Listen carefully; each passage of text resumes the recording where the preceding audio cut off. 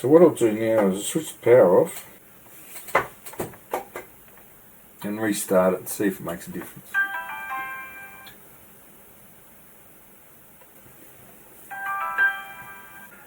So the dash cam has started, the network is live.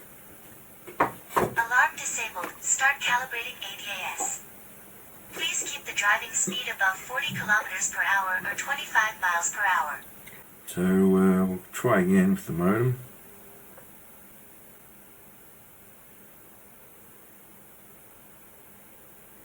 How about that? Repowered.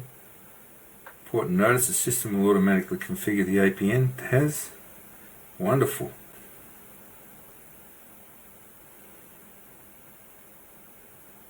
Wonderful. Bound successfully. How cool is that? So now I'll be able to see what it's seen if I use remote surveillance. So now it's connecting to the 4G, it's trying to obtain the feed from the dash cam.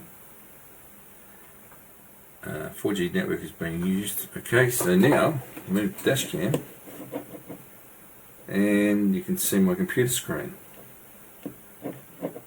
Right. So it's working, it's actually working the way it's supposed to work.